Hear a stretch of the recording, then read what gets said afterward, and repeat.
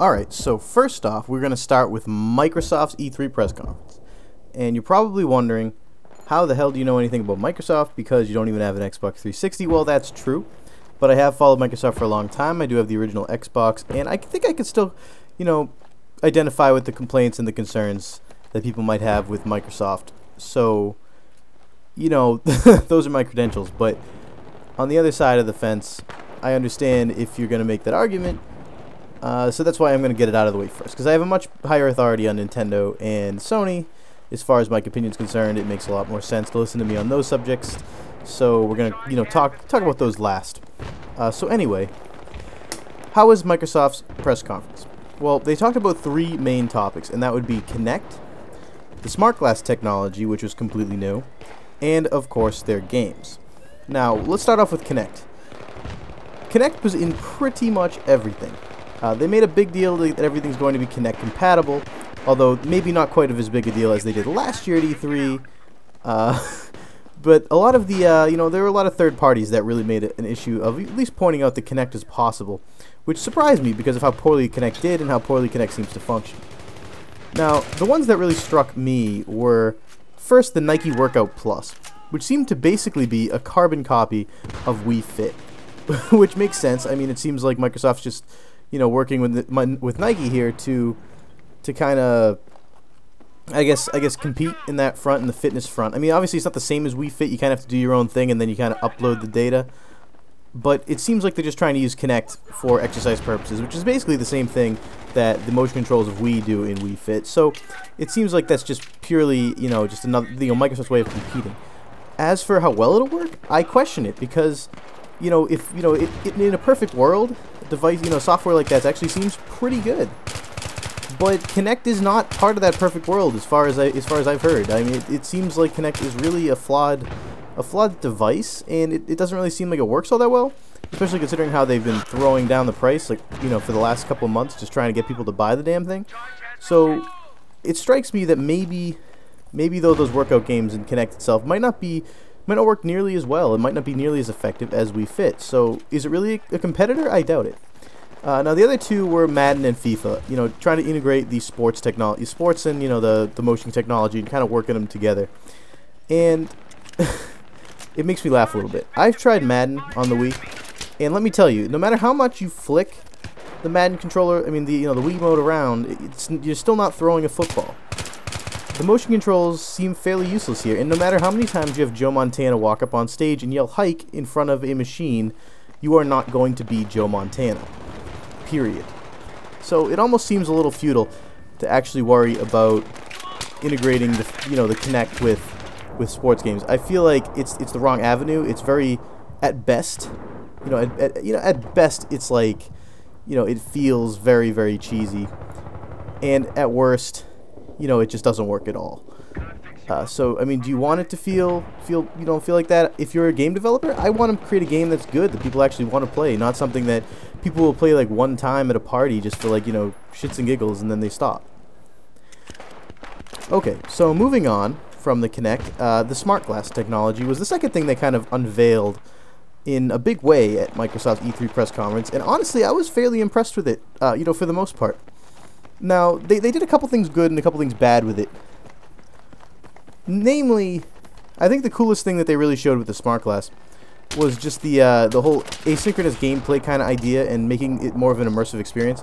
I do like the idea of, I think they showed drawing a Madden play where you could kind of affect the game that you're playing without actually needing it to control the game, and just having it as an optional thing to enhance your experience. I feel like that's pretty cool.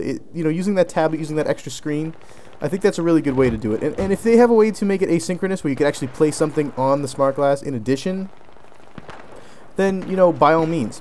I also like the idea of using the smart glass to kind of, as a secondary control for the Xbox itself. The remote kind of sucks when it comes to,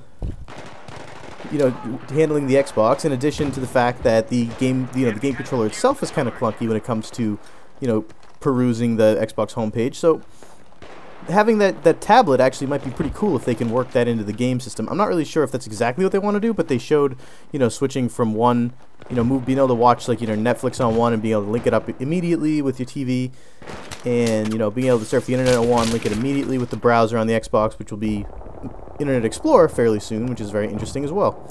So if they can work that into it seamlessly, I think that's actually a really good idea, and I think that they should work on that. Now, on the other side, of course, there's always another side. It almost seems like they did kind of too much with like the whole Game of Thrones thing. Like, you don't need it to be complete. Like, obviously, when I'm watching a TV show, I'm not going to be staring at a map of Westeros, giving a flying crap where the characters are, because if I'm paying attention to the TV show, I'm going to know where they are. It's almost like they're trying to like push it too hard, and I understand, they're trying to create excitement for the product, but tone it down a little bit, guys. I don't want the idea that this is going to be, bothering me every step of the way when I'm watching something. I want that tablet to make my, experience better. I don't want it to make it seem corny. So that, those are just my 2 cents on the smart glass. Now on to what everybody's favorite part of the conference is, the games. And honestly, I almost felt like the games were a little bit lost. There were a couple big names, but I felt like there should have been a little more from like third parties. But, we'll go over the highlights. Of course, the entire conference started off with a bang with the, the introduction to Halo 4. And it looks pretty much exactly like every other Halo game ever, which is a good thing. I'm not trying to, put down Halo. I love Halo. Had the first 2, played them almost religiously. I don't even want to know how many hours I played Halo 2 on, multiplayer. So I can't say anything bad about Halo. I think that Call of Duty Black Ops 2 looks a lot like Call of Duty Black Ops in Modern Warfare 3, but it also looks pretty crisp, so I'll give them a lot of credit. The new Gears of War game, the prelude one, looks pretty cool too, and the Forza Racing also looks, it looks fairly crisp. I like the new Forza game. However, what I'm actually most excited about were 2 games you might not have seen coming. Splinter Cell Blacklist by Ubisoft, who had a great showing at E3 this year, by the way, and Tomb Raider, which you might find very strange, because that's not a game that most people would say they're really excited about. Splinter Cell just looked fantastic, and Ubisoft has had a great conference, and I give them all the credit in the world. I have not looked twice at a Splinter Cell since the first one, because I haven't really been the biggest fan of that type of gameplay. But just looking at the looking at the visuals from this Splinter Cell, I kind of want to try it out, which says a lot. Especially considering I don't even own the system, but it'll probably come out for PS3 as well, so that'll give me a chance to maybe check it out. In Tomb Raider, now I'm not gonna say maybe there might be a little bit of nostalgia with Tomb Raider. I never owned a PlayStation 1, but I did in fact go over my cousin's a lot, and he had Tomb Raider, and we used to play either that or Crash Bandicoot every time I went over there. So it actually seemed like, I have a lot of fond memories of Tomb Raider. It also could be the fact that I just like I just like chicks who kick ass. I mean, if I could take one Hollywood actress out on a nice seafood dinner, it would probably be Yvonne Strahovski from Chuck, because of how much ass she kicked as Sarah Walker. I don't know what that is. I think that's pretty cool. But the game itself, looked pretty entertaining. I feel like I would really enjoy it. I feel like it looks very well put together. And props to, I believe, I'm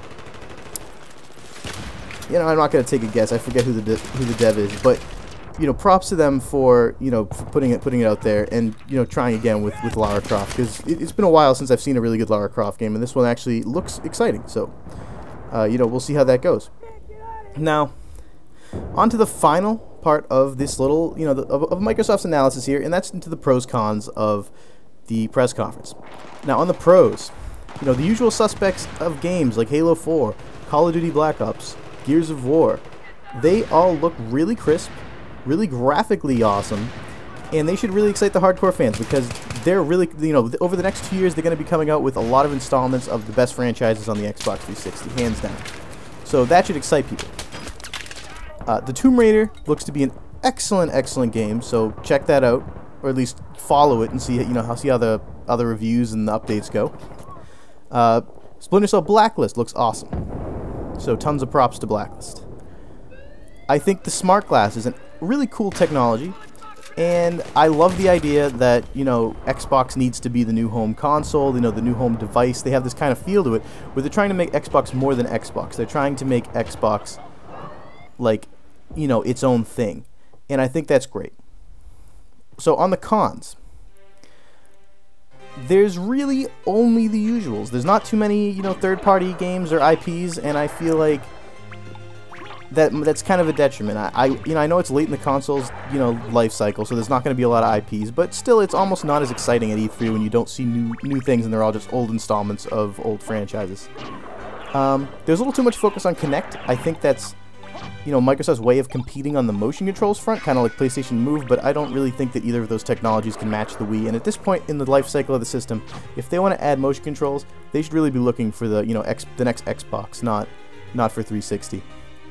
And finally, the biggest cons of the entire, you know, their entire thing were probably these celebrities. I don't like the idea of bringing on tons of celebrities into the press conference.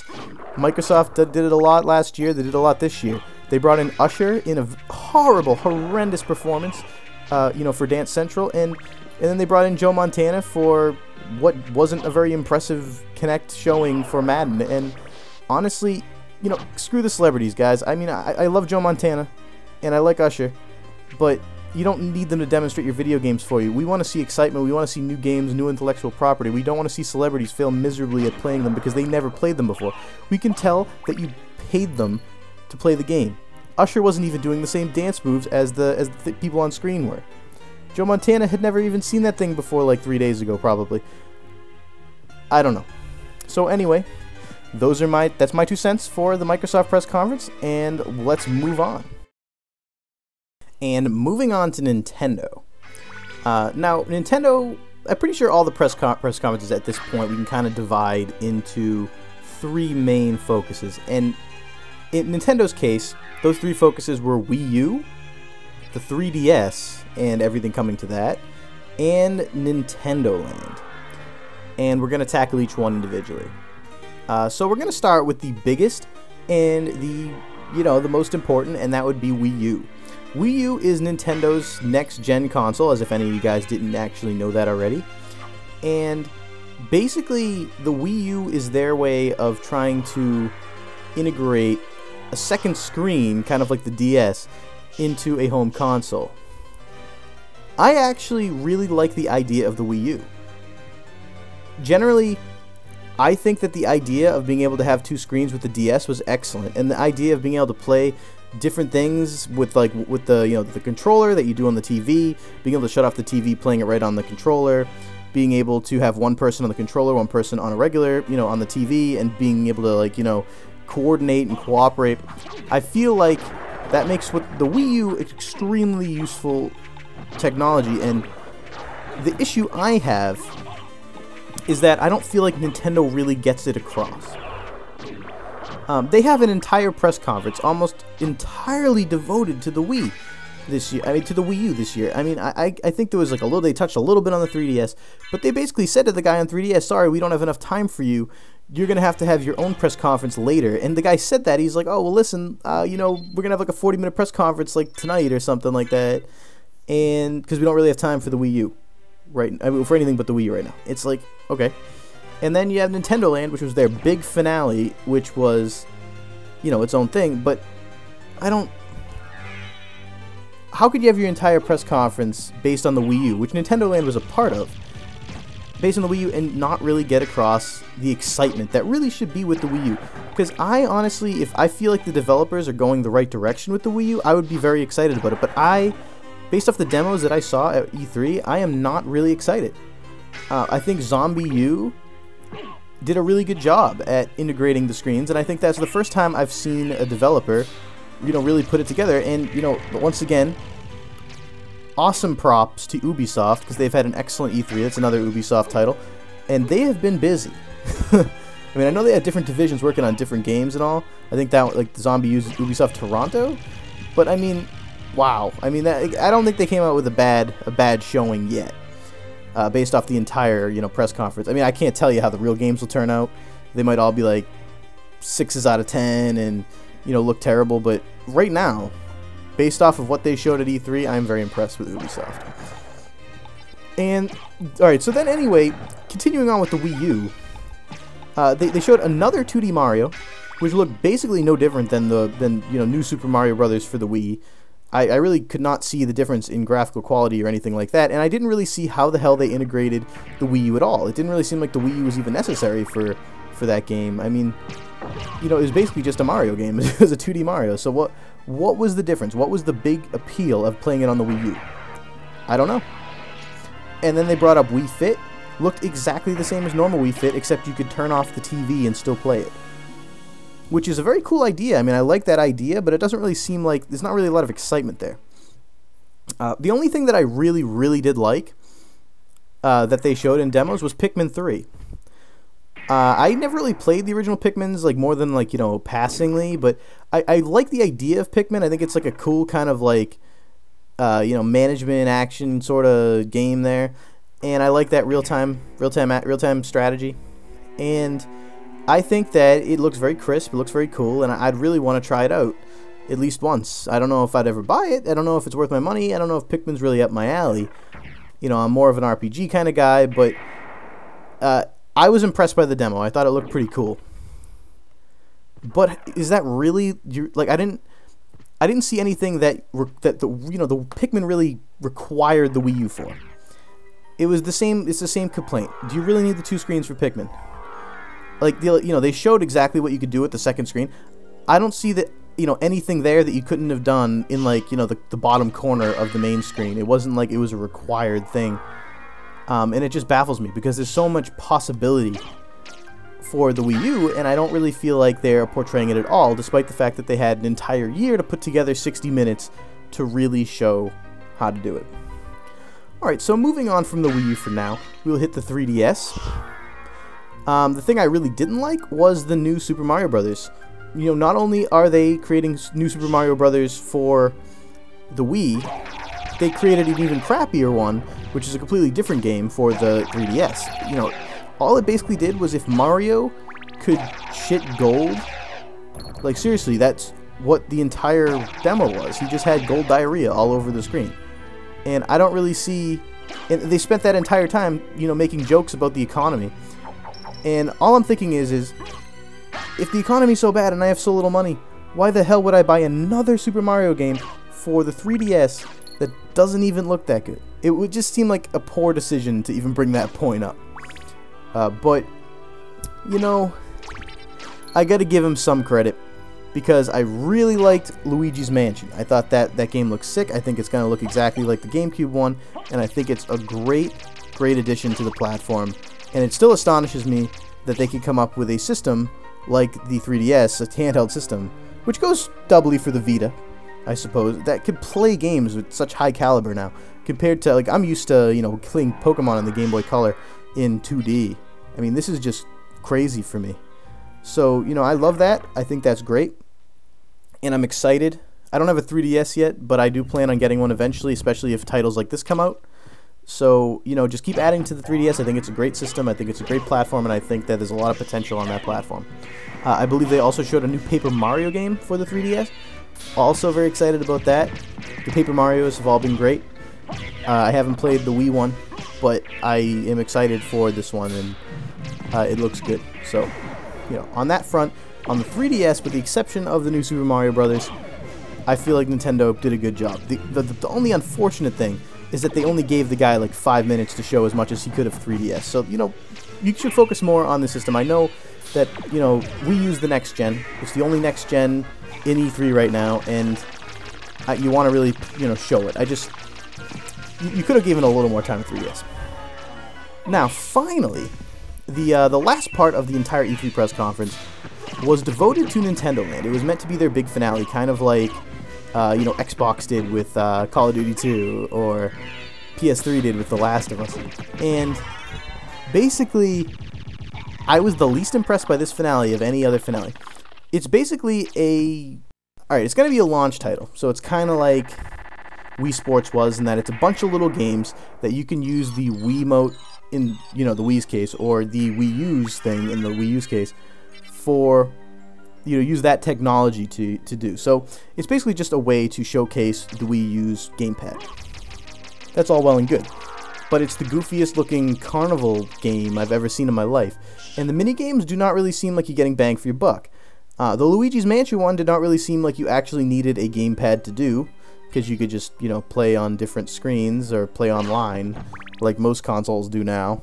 And the other games I really wasn't that, Luigi's Mansion was the only one that even looked remotely fun to me. I mean, maybe that's just because I really like Luigi's Mansion.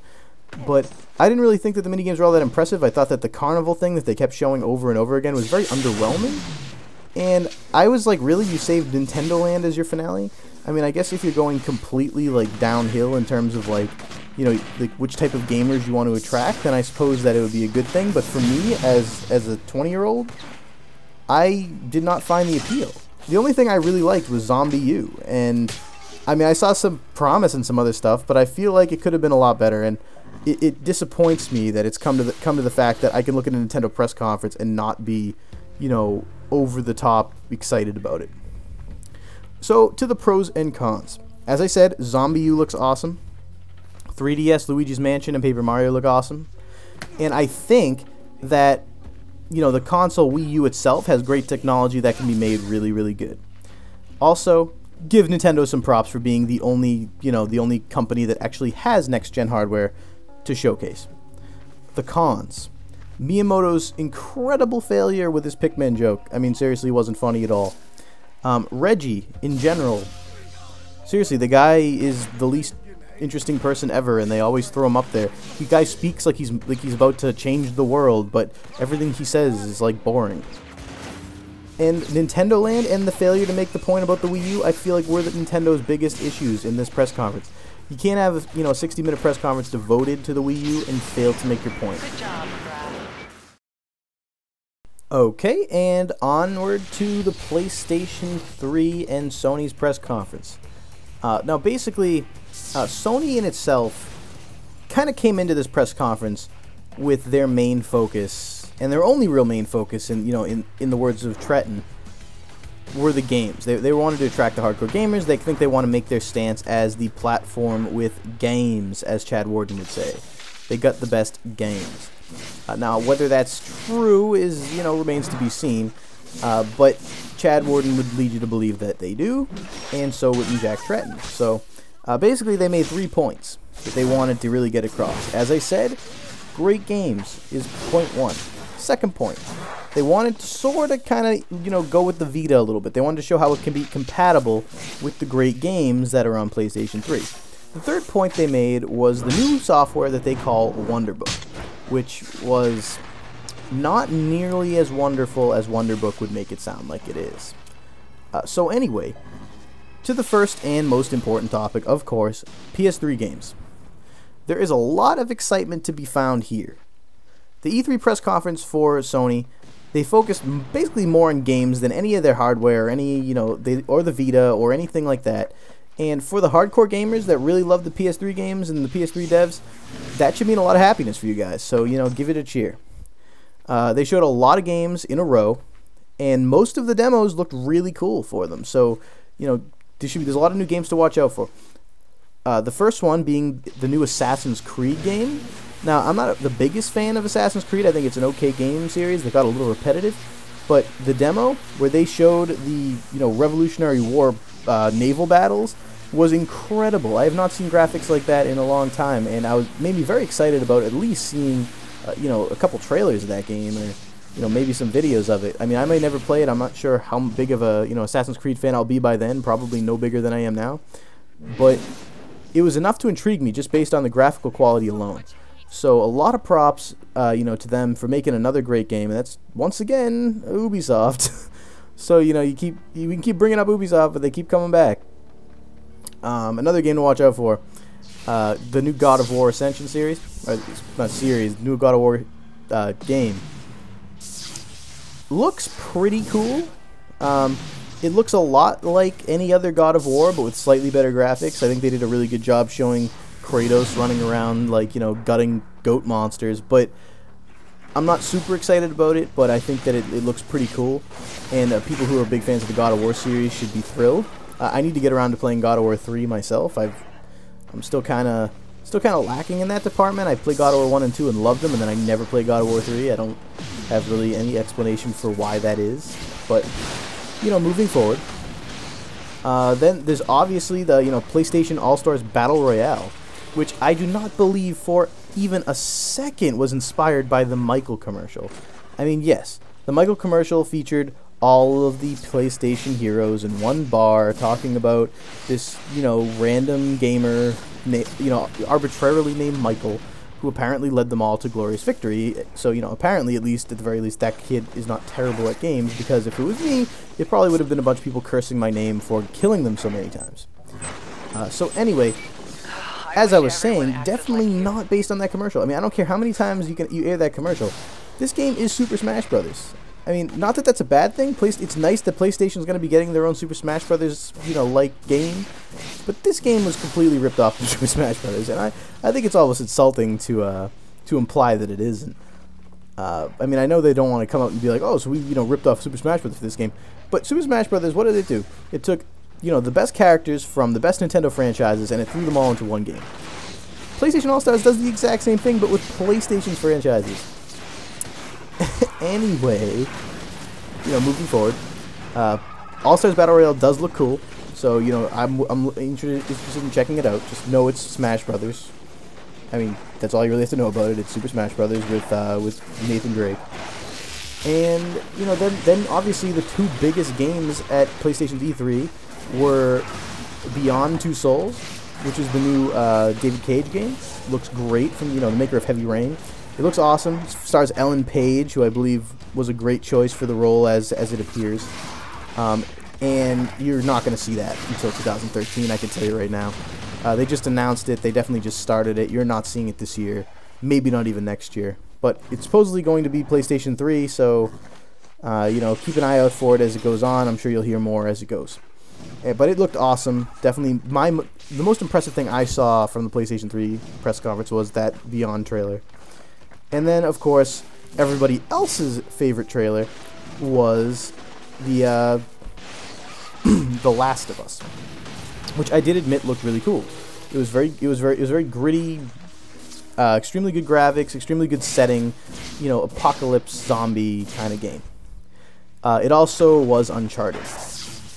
It's made by Naughty Dog, and it looks exactly like Uncharted. If you squint a little bit, you'd be pretty sure that the main character was Nathan Drake. But that's not necessarily a bad thing either. They're creating an IP that's basically uses the same system as Uncharted, which is familiar to the fans of Naughty Dog, but at the same time is its own game in its own right. And I am excited for it. I think it's going to be a cool game. Maybe one of the only zombie games I actually get my hands on, regardless of how much I may be impressed by Zombie U.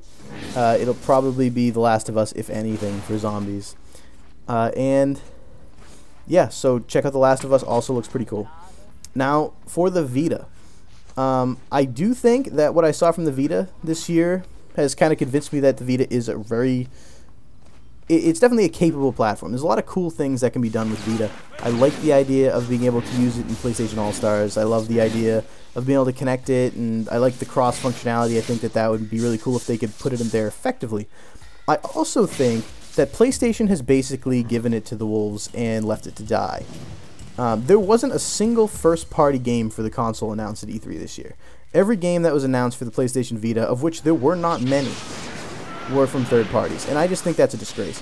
Sony can talk all it wants about how it wants the Vita to be a good console, but if it doesn't even have enough, you know, confidence in it to spend its own time and money with its own developers making games for the console, then how could they possibly expect it to succeed?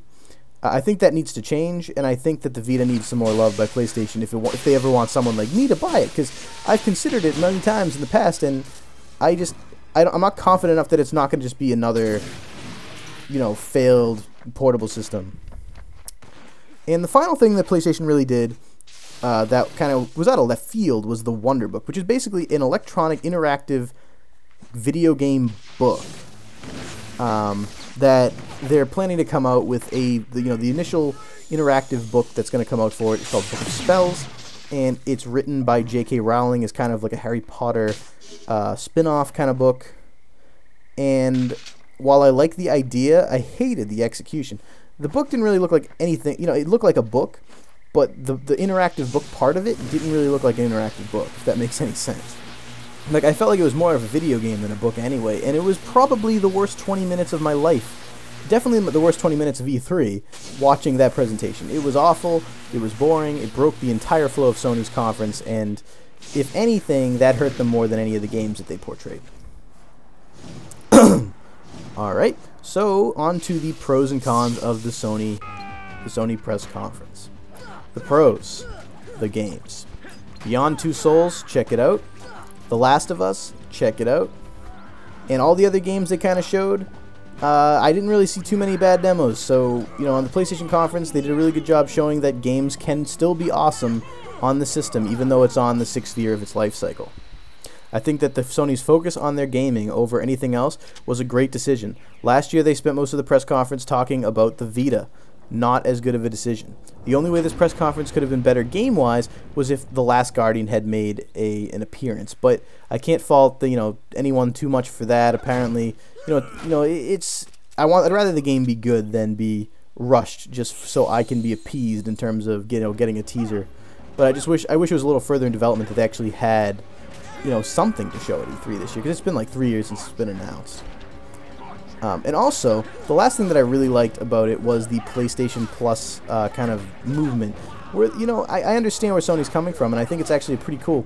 They offered like 12 games right off the bat, including Infamous 2, and Little Big Planet 2, and Just Cause 2, along with a bunch of other stuff, like Ratchet & Clank All for One, and a bunch of other games, 12 in total, and with the promise to rotate a few more in as the year goes on.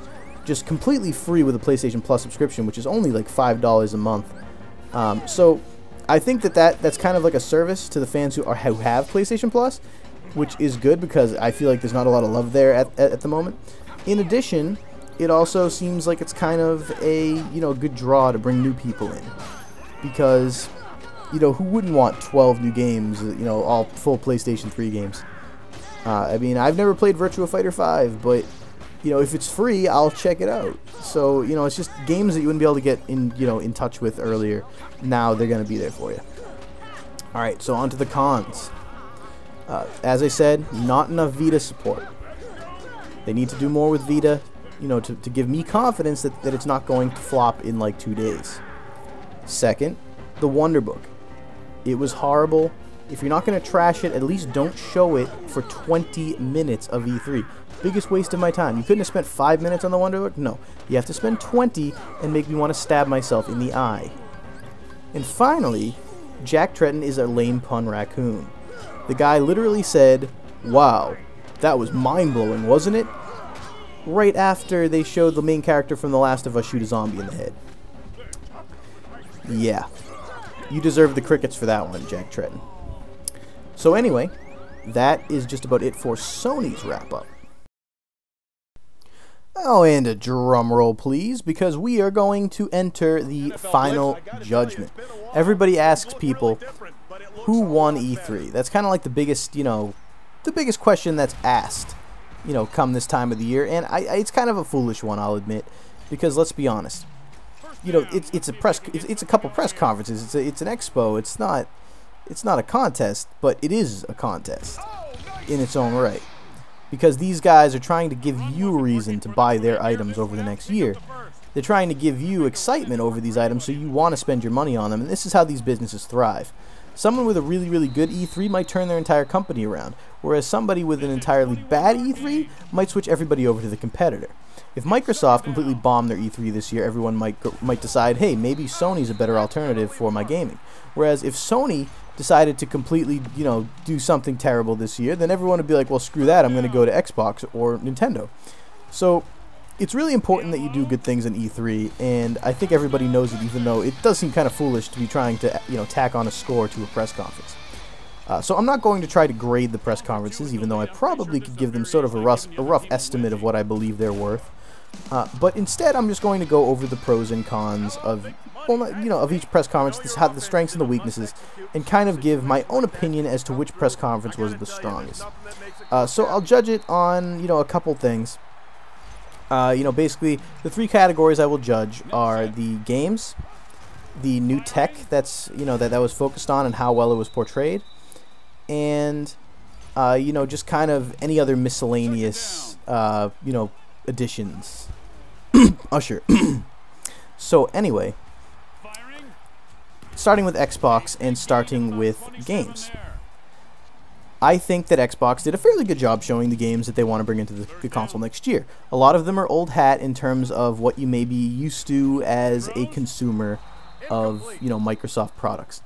Yes, everyone's seen Call of Duty and Halo 2, Halo 4, and all of those other things, but what you have to understand is that in the end of a console's life cycle, creating new quality sequels to old, to the original IPs that were introduced earlier in the product's life are extremely important. And I feel like Xbox kind of did that strategy. They showcased a lot of games like Gears of War and Microsoft's other intellectual properties. And I think that it's pretty obvious that people are going to be buying a lot of Gears of War. People are going to be buying a lot of Halo 4, and people are going to be buying a lot of Call of Duty because this not necessarily because of this press conference, but because Microsoft focuses on that type of game, and because that's what they're kind of looking for as consumers of that system. So I'll give them a lot of props for doing that. Now, moving on, Nintendo, not really sure where they were coming from with the games this year. I think that Pikmin looks sorta cool. I think that Zombie U looks very cool. And I think that all the 3DS games, which they almost refuse to even touch upon, and I'm not going to give Nintendo any extra credit for their 3DS press conference. This is basically a pure judgment on their official press conference. They basically gave 3DS, whose games I felt were the best of their entire presentation, no time at all on stage. They almost seemed to give they didn't care about them at all. So what I have to say to that is, are you serious? So, Nintendo, not really a big fan of how they portrayed the games they're coming out with this year. I like some of the ideas. I hate Nintendo Land. I think that they didn't really show what they needed to with the games to make me excited about them. And I feel like if they're going to show a Mario game to be a launch title, it should have been a little more like Galaxy and a little less like a Super Nintendo game. Not that I have anything against Super Nintendo, but it doesn't excite me. I've seen it before. I want to see something revolutionary, and that's what I used to love about Nintendo, because they always had something cool to show. This year, I don't really think Pikmin or Nintendo Land was it. So on to Sony. Sony did a really good job with its games this year, because Sony essentially only worked on its games this year. Honestly, Sony kind of, they kind of just went to town trying to bring in the hardcore gamers. And I think that although, Jack Tretton was a little over the top with his flattery, he did a good job in exciting us, because I really love David Cage and I love his new stuff, and for them to open up with that, finish with Naughty Dog's The Last of Us, and just show a bunch of trailers of like Assassin's Creed and God of War, and it was just really, really impressive, and I'm very glad that Sony did that, and I think they did a really good job with the games. So if I had to give a top grade for games this year, I'd say that Sony, slightly beat out Microsoft here, especially considering they had the new IPs, and then, Nintendo came in dead last. So in terms of, that, we'll move on. New tech. I'd say that basically the new tech at this place were Microsoft's Smart Glass, the Wii U, and the PlayStation Vita, I guess, would be the closest that PlayStation has for new tech. Obviously, PlayStation's a dead last in terms of new tech presented at E3 this year, because the Vita was already there, and they barely gave the Vita any love in terms from the first party, perspective. So I'm not going to give Sony the benefit of the doubt here and say that, the games covered it all. If they're going to get a grade for new tech, it's a 0.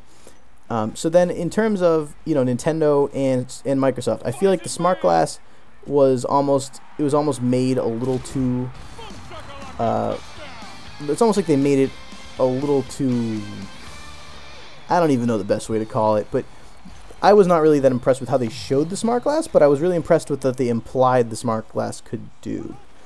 So it's really cool technology. I feel like it's obviously competing with the Wii U's gamepad and the idea of having asynchronous gaming, but I do like the home entertainment idea behind the Smart Glass, and being able to kind of use the Xbox as like the home entertainment center, which I already do with my PlayStation 3, so I understand the concept completely.